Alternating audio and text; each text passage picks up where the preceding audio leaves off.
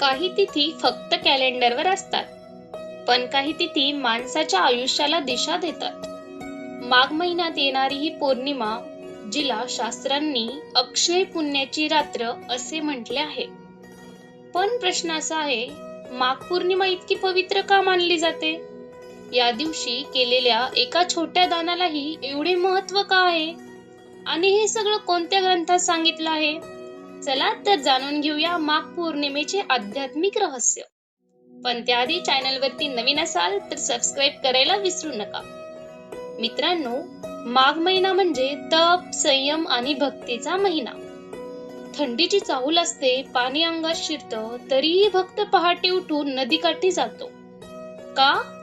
कारण शास्त्र सांगतात, माघ महिन्यातील स्नान हे केवळ शरीर स्वच्छ करत नाही, ते मन आणि आत्माही शुद्ध करतं. माघ पौर्णिमेला तर देवता पृथ्वीवर अवतरतात अशी श्रद्धा आहे. या दिवशी एक घास अन्न दिलं, एक उबदार वस्त्र दान केलं, एक नामस्मरण केलं तर ते कधीही नष्ट न होणारं पुण्य बनतं. पण तुम्हाला हा प्रश्न पडला असेल, हे सगळं कुणी सांगितलं? तर पद्मपुराण म्हणतं, माघ महिन्यातील स्नान व दान सर्व दानापेक्षा श्रेष्ठ. स्कंद पुराण सांगतं, माघ पौर्णिमेला केलेला स्नान 1000 अश्वमेध यज्ञाचं फळ देतं.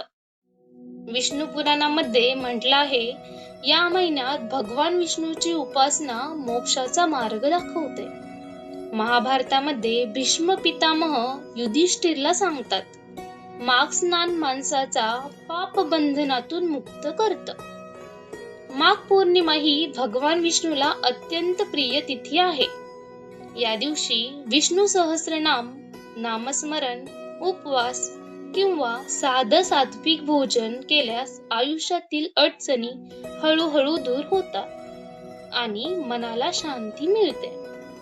जर हा व्हिडिओ तुमच्या मनाला स्पर्श करून गेला असेल तर लाईक, शेअर अँड सबस्क्राईब करा आणि कमेंटमध्ये ओम नमो नारायण लिहा. धन्यवाद.